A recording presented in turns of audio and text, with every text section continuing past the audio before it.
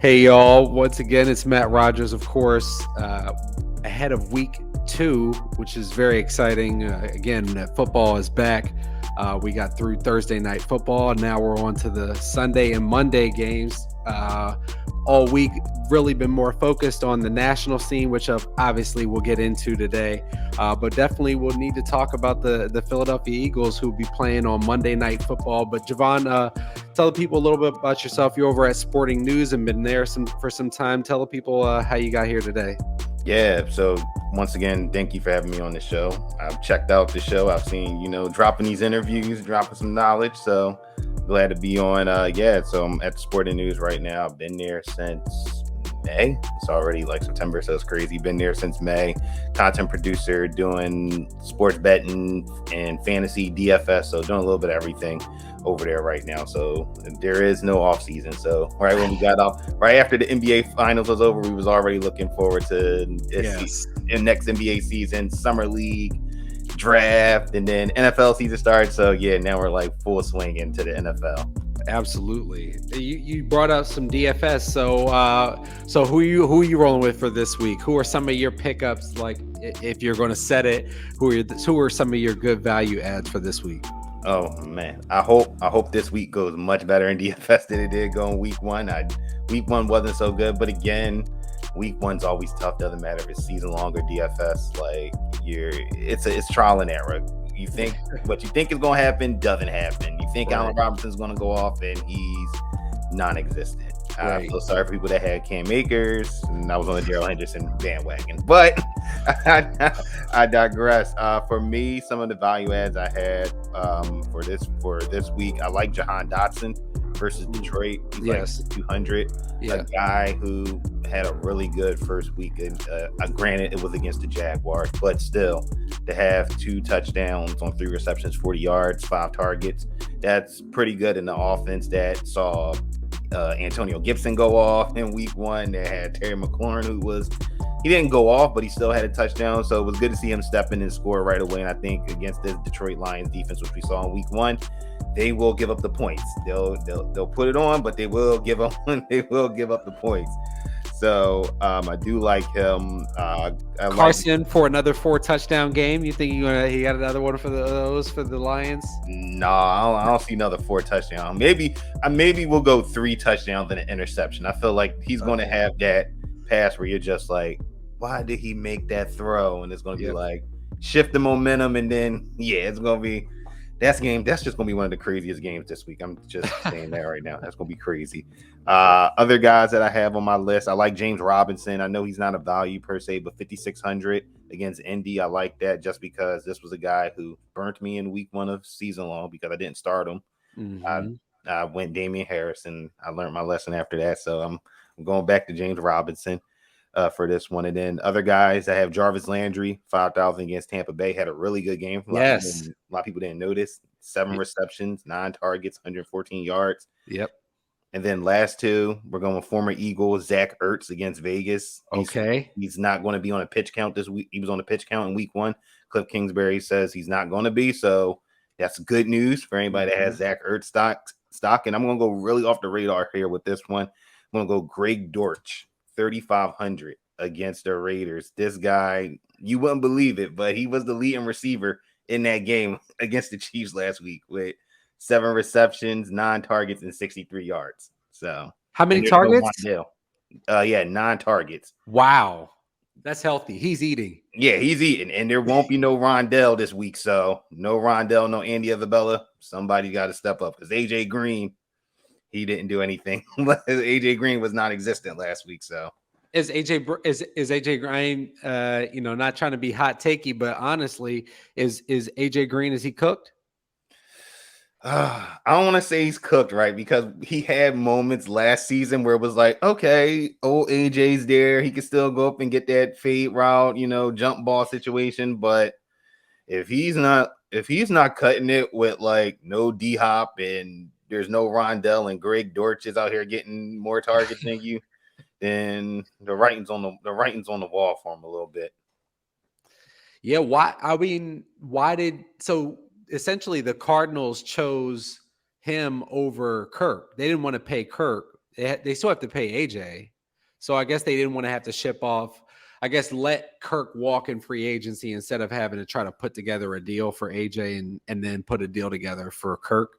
I guess is the theory there. You could probably go with that theory, and then obviously the Jaguars blowing everybody out the water and just totally upsetting the entire receiver market, giving them that $84 million deal, which just totally just said it just blew up everything where guys like AJ Brown and company was looking like, hold on, if this guy's getting 84 million, then I should be getting a little bit more off the top. So yeah, I mean, but hey, he's doing good in Jacksonville after week 1, so it's worked out for him. You brought up Cam Akers a minute ago. Does he bounce back this week? I hope so. Because I do like Cam. I think last season when we did see him, he wasn't himself. Obviously, he tore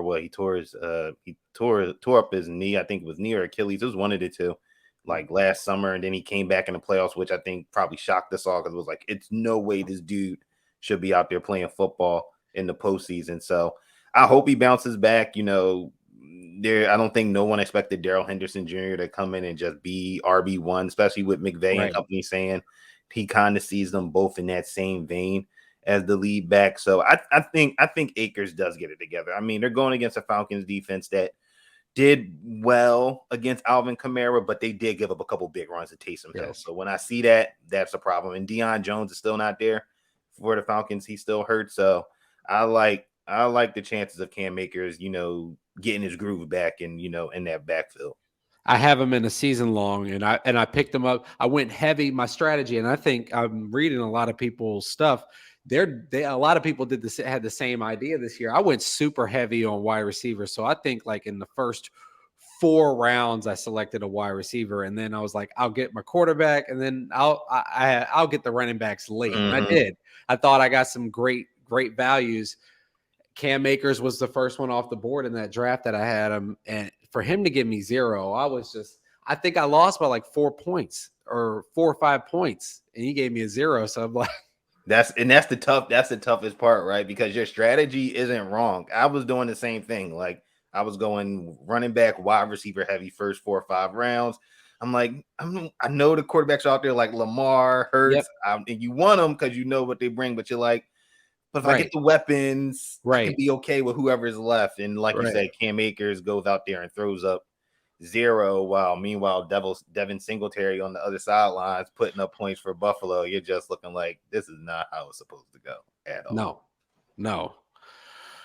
So to the city of brotherly love, are people in the city and on sports radio and shows like this overreacting to what we saw from Jonathan Gannon in the Eagles defense, or are people rightfully kind of like, what the hell? I think it's a little bit of both. I mean, a lot of Eagles fans are not big fans of Jonathan Gannon's scheme, and a lot of people, most of us chalked it up to, okay, he didn't necessarily have the players. He didn't have the players for his scheme, so he was making things for work for what it was. But then when you saw in week 1, you kind of saw the same things that we saw last season, where it was a bit concerning.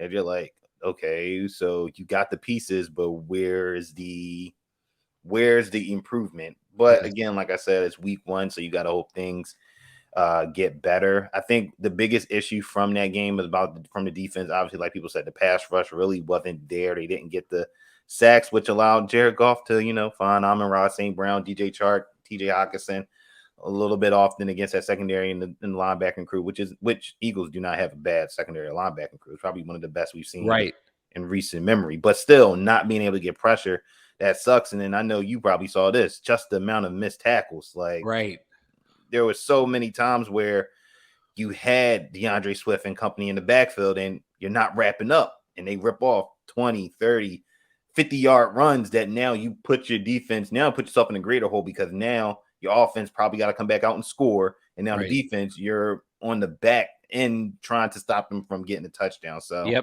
you hope they correct their issues and remedy, because I know one thing, that won't work against Minnesota. They have much better weapons on offense that will make you pay, as we saw against Green Bay, what they did. And if you watch back on the game, or you probably caught it when when it was happening, you see DJ Chark on a lot of these passes pretty open and dropped the pass last week. The Vikings aren't going to bail you out like that. No. Justin Jefferson and Adam Thielen ain't dropping passes. Let me tell you that. I mean, we saw Justin Jefferson get wide open on 2 big passing plays in that game, and it was literally the same play across the middle. Like, and the Eagles. I don't know how he got that open though. I think we're talking about the same thing. They caught the still shot, and there's like nobody.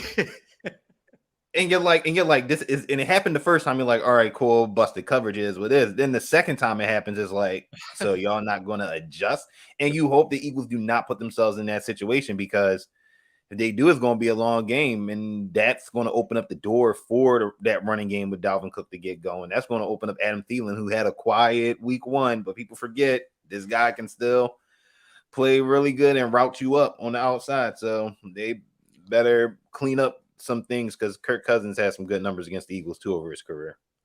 I've seen people starting to say this in the echo chamber, I would call it. They're starting to say that the Vikings are probably the best team that the Eagles will. It's the only week 2, so how could you even say that? But the Vikings are the early, best chance that we're going to get to see if this team is good. Do you think the Vikings are that good? Again, like you said, it's week 2. It's hard to say, right? It's hard to say like this. The Vikings are that good. I think they're a solid football team. We have to see just how things progress with a first-year head coach and Kevin O'Connell. I think they're going to have, just like we saw the Eagles, right, with Nick Sirianni. We're going to see it continuously with first-year coaches. There's going to be those moments where it's ebbs and flows. You're up, and then you're down, and then it's going to be up, and it's going to be down. But I think what they have there, Kirk Cousins. I'm not the biggest Kirk Cousins He's pretty average, but he gets the job done, right? He's average, but he gets the job done. Finds a way to get paid too. So right. Oh, he's superb at that. That's what I'm saying. He secures the bag. Him and Chase Daniel have just secured the bag at immaculate levels that we've never seen before at quarterback. And on that point, one of our guests earlier in the week, and y'all definitely should check out this episode, was with Omar Ruiz. Omar Ruiz from NFL Network told me that Chase Daniel's right now doing a show on NFL Network. So on top of still being an active player, he's securing extra bags. Listen, man, it's nice to be it's nice to be a backup quarterback in the NFL when you don't have to play. Oh my god, you don't have to play. But like I said about the Vikings, you have Kirk Cousins, Dalvin Cook, one of the best running backs in the game. Yep, Justin Jefferson he's probably going to win Offensive Player of the Year if he continues on the path he's going. Thielen's good. Irv Smith Jr., if he stays healthy, he's solid. And defensively, all right, they're a little suspect in the secondary. Patrick Peterson's up there in age. Dantzler, he's still young, but he's up there. But again, they got Zadarius Smith, and we saw Zadarius Smith did to that Packers offensive line. Now, granted, Eagles offensive line ain't that bad, but they got blown off the ball a few times in that Lions game, which caused Jalen Hurts to get out there and escape a little bit. So I don't think they're a horrible team. I think they're good. I'm not going to say they're going to go and win the NFC North. I can't go that far yet. Just we got to see how it plays out. But I definitely think this is a team that could be in the playoffs when the season's over. What about Miles Sanders? You think he continues to have the solid season and continue? Because I thought he had a extremely solid game week 1. Do you think that they continue to go with him as the bell cow? Philly's not going to have a real bell cow, but to the extent that we have a bell cow, right, you think Miles Sanders continues to be that? I hope so. I was happy to see him score a touchdown because we know it's been a minute since he scored a touchdown. What they said on the broadcast was over 600 days. I couldn't believe it, but it's been that long from him. And you just love to see that. You love to see that explosiveness that he ran with, because he really didn't see that same explosiveness last season. And I thought on last week he was running, with physicality, but he also showed that explosiveness. He didn't look like he was getting tired. I thought he played good. Almost had 1,000. I hope he gets 1,000 rushing yards, but he had 100 rushing, almost had 100 rushing yards in that game. And I hope so, because this is a contract year for him. It's a huge year. Either he's going to be with the Eagles for the foreseeable future, or he's auditioning to go somewhere else. So I hope he, continues to, do what he do, because we saw when healthy back, when it was his rookie year, what he was able to do as a runner and a receiver. So Yes. I think if he stays healthy, I think he can really be good. And I hope, that I can keep on, leading the charge on the feed Miles Sanders movement. What about Jordan Davis? Are they going to feed him? I hope so. I mean, shoot. I mean, when you look at what, just what the statistics said when he was in the game and the yards per carry that went down when he was in the game, it kind of tells you something that if you're going to run this style of defense, or you're running like a 3-4 type of defense where you're having, Hassan Reddick coming off the edge as like an edge rusher, but at linebacker per se, you're going to need someone that can stop the run. And I think he's the perfect guy that can come in and stop the run. Fletcher Cox isn't so much a run stopper anymore. No. He'll get you the sack here and there, the tackle for loss. Hargrave, to me, I think I don't see him as a run stopper. I see him as a guy that can pass. Pass rush. Same thing with Milton Williams. Yes. Pass rush or defensive tackle. This guy, I think, can kind of take up that gap and say, nah, you're not running up the middle of the field. So hopefully you do that. You do that just because, again, this is a way different caliber of running back. This isn't Jamal Williams and DeAndre Swift. This is Dalvin Cook. So hopefully we see more Jordan Davis, because you draft him in the first round, not to sit on the bench. You drafted him to play immediately. So hopefully we see more of him, because we know what he did at Georgia. So, and that ain't it's a contract year. It's an interesting situation they have there all along the defensive line. You've re-upped Derek Barnett, who's now down and out for the year. You got Milton Williams, young guy. You still want to see what you have there, because they just got him last year. You got Jordan Davis. You've got Javon Hargrave, who's on a contract year. Fletcher Cox, who you're trying to see if you're trying to. They want to give Fletcher Cox every opportunity to kind of play himself out of being an every down person, but in the role that he plays for the Eagles, I would rather see Fletcher Cox move to the outside and let Jordan Davis do that. Because what Fletcher Cox does is he pretty much just takes on double teams. That's his job on the team. Don't get a sack, don't get a tackle. Just take on the guard in the center and maybe a tackle for a couple seconds and let everybody else eat. I'd rather see Jordan Davis do that. No, it's not a bad concept. I think we've seen in the past when Fletcher Cox has been lined up on that edge, he can actually do some things. Like you said, if he's not getting a tackle for a loss or he's creating pressure, he's getting that double team, which allows everything else to open up. So if I'm the Eagles and I think if you're the Eagles and Jonathan Gannon, look at the players that you have on that defensive line. I mean, there's a lot of creative things you can do with it, right? You mentioned Hargrave, Milton Williams. I mean, Josh Sweat. Hassan Reddick, you wish you had Derek Barnett, but he goes down with the season-ending injury, which you hate to see in week 1. But they're loaded on that defensive line. Like, there's not many teams that have a rotation like they do. So get creative, get these guys in different situations, give the defense something else to think about. Yep. Football is one of those games where you'll get lost in the malaise of what's going on, but before you know it, boom, you're like, oh, Fletcher Cox on the edge, and now he's rushing, and then you never know what that does for a guy like Jordan Davis. And his just confidence. So to the other side of the ball with Devonta Smith, he made some positive comments, as you expect from Devonta Smith, who's been nothing but a good guy in the league so far. Do you think he's just being a good guy, or is he legitimately confident? He's not worried about last week not getting anything. He's confident that he is going to get the ball and make plays on Monday night. Yeah, I think it's a little bit of both. I know a lot of people was concerned about that after the game, like, oh my gosh, why is Jalen Hurts only throwing to AJ Brown? Why is he only throwing to AJ Brown? It's like sometimes the game plan dictates to that, right? Like if the Lions are doing a good job covering Devontae, then hey, and that's the great thing about this Eagles offense. Defenses are going to have to pick their poison.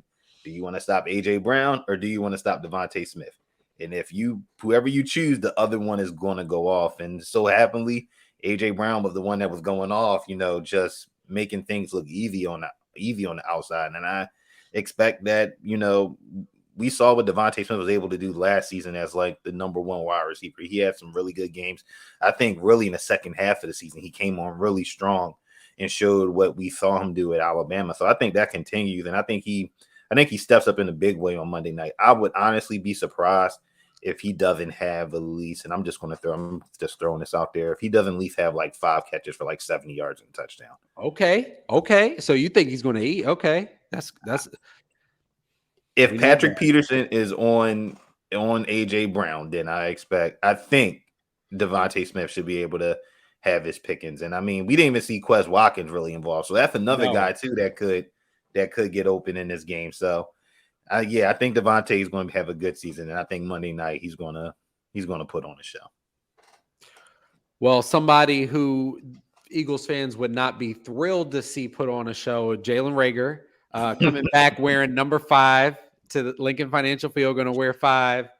Do you see him over or under 25 receiving yards on Monday Night Football? I want to say over just because I know they're going to try to find a way to get him involved on offense. There's no way that they're just going to say, like, what he's been used right now is really just a punt returner. There's no way they just let Jalen Reagor just punt return in, this game. They're going to find a way to get him on the field. I mean, KJ Osborne is their number 3, who's, very solid number 3. But I think they're going to try to find a way to get him open. And he's going to probably have one or two nice plays where it's going to be like, oh, yeah, that's Jalen Reagor, the one that used to play for the Eagles and went to TCU, that guy. So, yeah, I'm going to take the over. But he's not going to have like a Greg Dortch type of game where it's like 7 receptions for 63 yards. Like, if he has that, then all the Eagles Twitter will just blow up. Oh, my gosh. Oh, my gosh. Well, if that happens, the Eagles have to win. You can't let Jalen Reagor come to Philly, get 6-7 catches, 80 yards, a touchdown, and the Viking. Oh, no, it'll be next week would be unbearable. They will be calling the radio station except for Howie Roseman's job immediately. You traded him for nothing. You just let him go. And then he goes off and scores 100, gets 100 yards and a touchdown. Like, that's how it goes. But I don't think he'll go off like that. But he'll have a couple of nice plays, I think, on Monday night. They're going to make sure to get him a ball. It's no way they don't. So on a more league-wide basis, let's do some week 2 picks. Ravens 3.5-point favorites at home against the Dolphins. Where are you going there? This game I went back and forth with just because I think this is going to be a really good game. I mean, you look at how both teams played in week 1. They've shown us what they could become, right? Lamar, he did it with his arm and not his legs. And I think, again, this contract time for Lamar. So anytime he can put up numbers, the bag will be going up. So for me, I got Dolphins plus 3.5. I think the Dolphins find a way to keep it close. It doesn't look good when I think Marlon Humphrey missed practice. Marcus Peters, he hasn't played. He hasn't played yet. Kyle Fuller's out, so I think he's going to find a way. Tua's going to find a way to get Waddle and Tyreek Hill the ball, and then hopefully, I think the Ravens, they're not going to back down either because I think we will see J.K. Dobbins in this game. So I think this is going to be a fun one. I'm going to go 31-27 Ravens. But in a last minute, Lamar marches them down and has to get 6, and they get it. I can see it. I can see that happening. I can legit see that happening just because I think because I don't want to say these teams are even, but they just have the playmakers where they do. They I think I would love to see this as a playoff game. Oh, me too. Season. Me too. I think this would be the perfect playoff matchup. Just the names alone. Yeah. Oof. I agree. Another one that we might see in the playoffs and that we've seen, and it's hard to pick, is of course Saints are 1.5 or 2.5-point underdogs at home against Tom Brady and the Bucs. Where are you going there? Earlier in the week, I think I took the Bucs minus 2.5, or when it was 3. I'm still leaning that way, but a lot of these injuries are having me really concerned in this game on both sides. Leonard Fournette, I know he was dealing with some injury. He was on the injury list a few times this week. Mike Evans, I know he was a little bit banged up, but I think he will play. But Julio Jones, you don't know, which is a shame because he did have a good game in week 1. But he's also up there in that AJ Green range where they're getting a little bit older. So things don't happen. They came out at the same time, actually. Yeah, I think you might be right, actually. So So the fact that he's still playing, that's crazy. And then for the Saints side, the injury concern around Alvin Kamara in his rib injury, and if he doesn't play, then I mean, no disrespect to Mark Ingram, but I don't have no hope in Mark Ingram running the ball effectively enough against the Saints offensive line. That's not the greatest. So right now I'm gonna lean towards the Bucs. I mean the Bucs and the points, but honestly, when I see anything like 2.5 and below, I'm thinking money line at that point because I can't trust it. Something about it, just something about this game. I feel like at some point Brady's got to break the spell, and it might still be that the next time the Saints play Brady, they have his number again. Mm-hmm. But at some point, a great player like Brady's going to break the fever. At some point, he figures it out. Yeah, they can't keep dominating him the way that they really have in the regular season. Right. Now the postseason, that was a different story. He got the job done. But like you said, I couldn't believe that when he was 0-4 in the regular season. I was like, this ain't right. And I was looking at the stats. I'm like, yeah, this is right. Like he lost to Breeze, Taysom Hill, and Jameis Winston. Like in the last game he lost in the regular season, it was like 9-0. So. And that was the one where Chauncey Gardner-Johnson was all up in his face. Yep. There you go. That's the game. And I think, yeah, they were just horrible that game. It was offense just couldn't get nothing done for Tampa Bay. The Niners are 8.5-point favorites at home against the Seahawks, who are coming off of their Super Bowl again, beating Russell Wilson in Denver. No. I'm sorry. It was in with the 12s. But they're going to be in San Francisco. Do you think that 8.5 is appropriate? Where are you taking there? I think this is probably going to be an ugly game, just because the weather forecast haven't been looking too nice, and we saw what happened last week with the Bears and the Niners in the rain. That was just horrible. That was just ugly football to watch. Early in the week, surprisingly, this line moved up to 10, so I made sure to jump on it at 10. I took the Seahawks plus 10. So I'm sticking with the Seahawks here. I know, again, like you said, it's a short week, but I like the way that Geno Smith ran that offense. He didn't make that crucial, mistake or turnover. He kept the chains moving. I thought Rashad Penny, who I was really down on in fantasy, but he proved me wrong. He ran the ball really well. And that was even without DK and Tyler Lockett really going off. So if them two get going, I think they can keep this. I think they can keep this somewhat competitive. I can't wager 8 points and give to the Niners right now with Trey Lance and then without no Elijah Mitchell. If they lose this one, especially with the way the money line is set up right now, Trey Lance goes 0-3. He's getting benched. I feel like a team with these kind of expectations, who knows they can win, who was just damn near in the Super Bowl. You can't go 0-3 with that team. You just asking to be benched, so they better win this game. Oh yeah, no. You're right. They have to. If you lose to a Seattle team that's not even the same Seattle team with Russell Wilson, this is Geno Smith, and no disrespect, because I thought Geno played well, but if you lose this game at home, the home opener, yeah, you probably gonna start hearing those calls for Jimmy Garoppolo, because Niners fans can be like, well, Jimmy Garoppolo isn't great, but he got to the NFC title game last season, and it wasn't pretty, but he still got us there. So, yeah, if it gets there, we wouldn't be surprised. If they lose this game, do you think that? What are you saying? Will they give Trey that chance to go 0-3, or would they maybe even go to Jimmy during the next week? Oh man. It depends. It depends who's next up on their schedule. It honestly depends who's next up on their schedule. Let's see who it is live here. Let's see who's on their schedule, because that makes a difference. Like if it's like Seattle and then like LA, then it's just like you might want to get them out of there before. So they play the Niners play the Broncos. I'm sorry. Why do I have them against Seattle? They could. Let me see. Niners. Oh no! So it's against the Broncos on the 25th. That's the next game. So their third game Broncos, is and then the Rams. Ooh. That's that's tough sledding. That is tough sledding. That's tough sledding for him. I mean, I think honestly, if they lose, I think they still stick with them. But if things start going south in that Broncos game, I wouldn't be surprised if you see a switch happen during that game. At that point, they're already looking at 0-4. So it might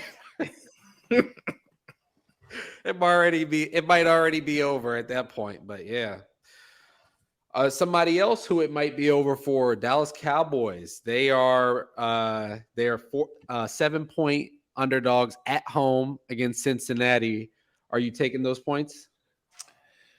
Yeah, I think the Bengals bounced back after what happened in last week's game. They did not do a great job of protecting Joe Burrow, and Burrow just had some just insane turnovers that were looking almost like rookie Joe Burrow, not the one that we saw last season. It was good news to see T. Higgins get back into practice after he, exited last week's game with a concussion. So it was good to see him coming back. I think they will start to get on track. I think Joe Mixon, will have a good game, as we saw Leonard Fournette carve up that Cowboys defense last week to almost 130 yards on the ground, which playoff Lenny doesn't do often. So if he's giving you 120 yards, I think Joe Mixon could have himself a big game. And then for Dallas,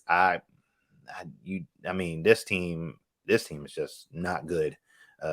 Cooper Rush, I know a lot of people saying you saw what Cooper Rush did against the Minnesota Vikings, but come on, it was again, it's one of those backup quarterback things. They come in for one game, they look great. They're not going to be. You're now going to. It's not like you're depending on Cooper Rush for that one game. You're depending on him for multiple weeks now. Yes. So I can't get behind that.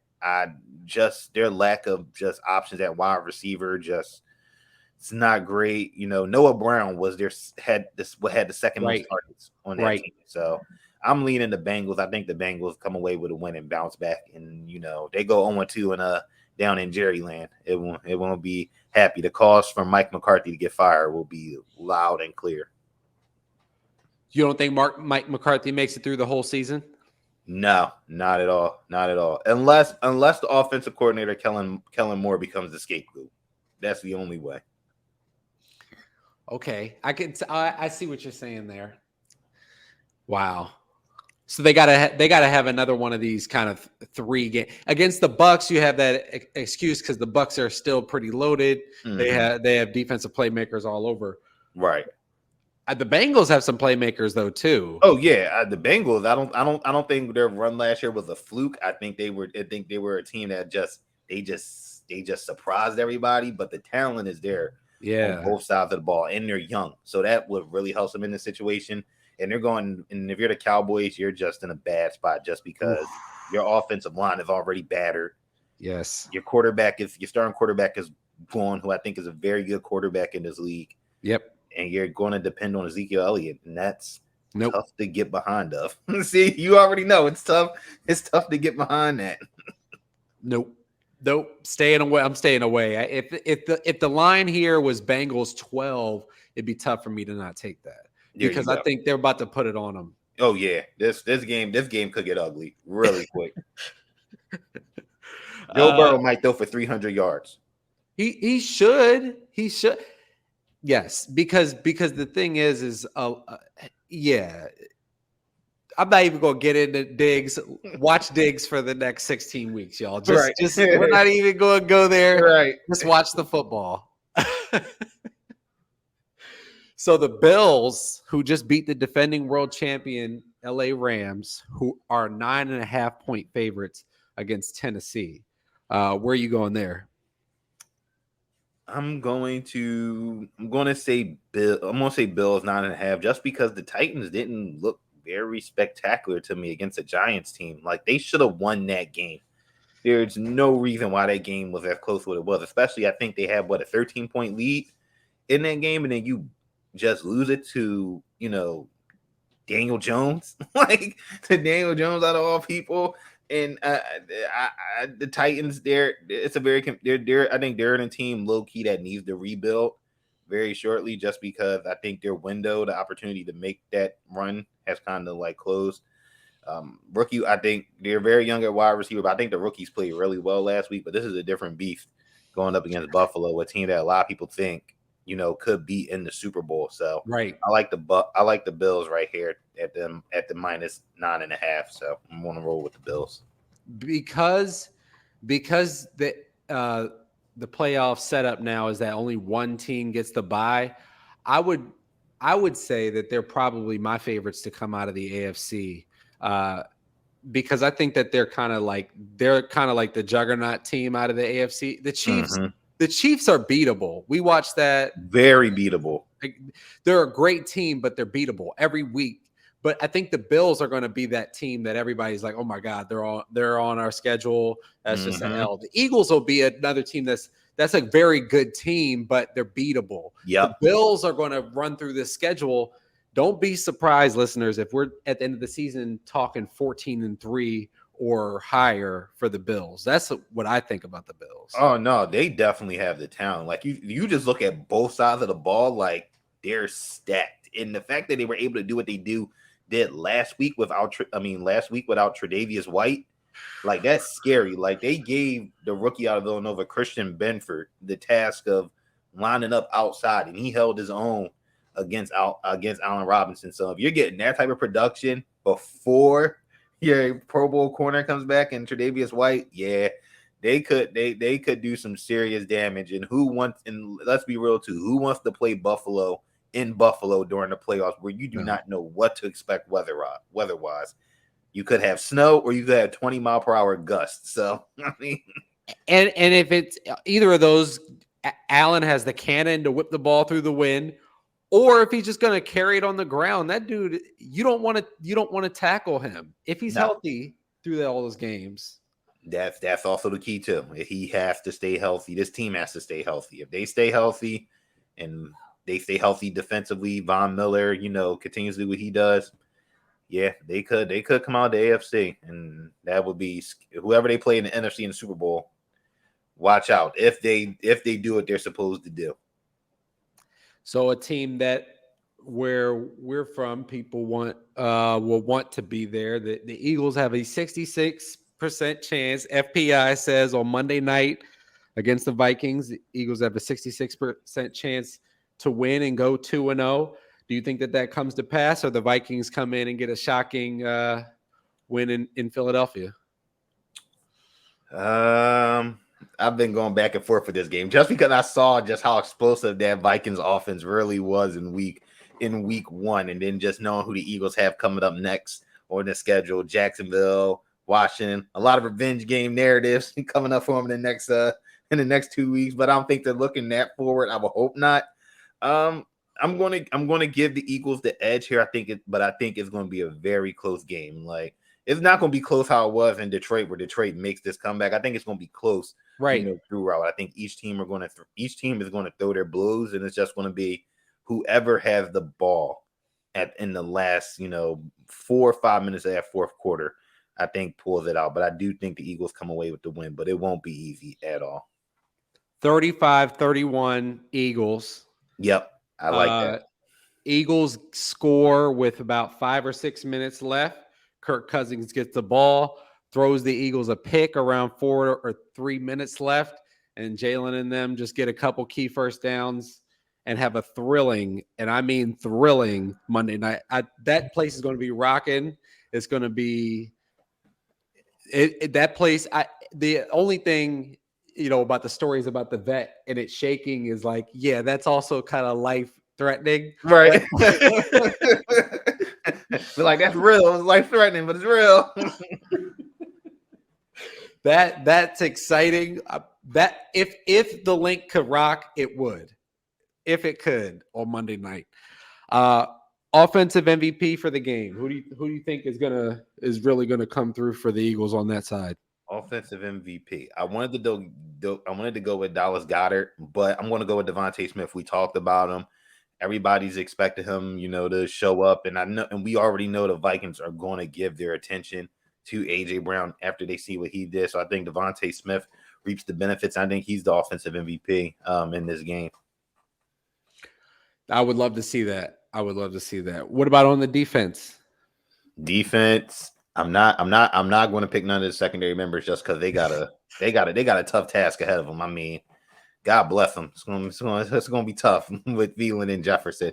I'm gonna go defensive line. I'm gonna say Hassan Reddick. I think Hassan Reddick makes some plays on that line. I think he gets us. I think he gets the Eagles a sack and a couple tackles for loss in this game to help bring that pressure to speed up Kirk Cousins progressions and process. So I'm gonna go Hassan Reddick for defensive MVP.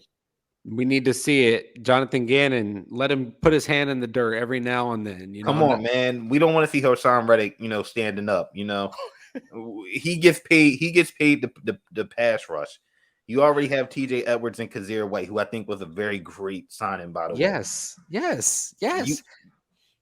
need to play TJ on the outside, and they need to play Kazir right in the middle. There you go. There you go. I mean, Jonathan Gannon, we're giving you the playbook here. They're giving you the game plan. Just follow along. It doesn't have to be cute. It doesn't have to be like you're turning into like the defensive Chip Kelly. But the funny part is we see that in sports all the time, and even in football, where guys just overthink certain situations. Nathaniel Hackett wastes 30 seconds off the clock, and he kicks the field goal instead of letting his quarterback, who's been in this situation multiple times, does what we have to do. Or teams they're inside the 5-yard line and they're in the shotgun instead of under center. So we see it happen so many times. Guys getting cute. Just keep it simple. Football is simple. Win in the trenches, you win the game. It's seriously. We gave you the playbook, but Jovan, thank you so much. Where can we follow along with what you got going on, and where can we keep up with what you're working on right now? Yeah, for sure. And once again, appreciate you, Matt, for having me on. Y'all need to be subscribed to this podcast. If y'all ain't subscribed, I don't know what y'all waiting for. Go subscribe. Go hit that YouTube as well. Make sure y'all go subscribe. Thank you. But yeah, appreciate you having me on. You can follow my work at Sporting News. Got a lot of stuff. As I said, just football season and NBA starting soon, so we'll be getting that, going a lot. You can find me on Twitter at Jovan10. Check out Total Sports Live podcast. Me and my crew, we putting out podcasts weekly, whether it's the Eagles, Sixers, Phillies, fantasy. We're covering it all. TotalSportsLive.com. I'm also join Twitter space on Sundays with Beat the Line. Follow those guys as well. Those guys are always dropping picks and stuff. They're a fun group of guys, so make sure you follow those guys as well. And I think that's pretty much it. I appreciate you having me on. For sure. And they can follow you because I'm gonna have to have you back on too, so they can follow you here. So take care, Devon. Hey, have a good one.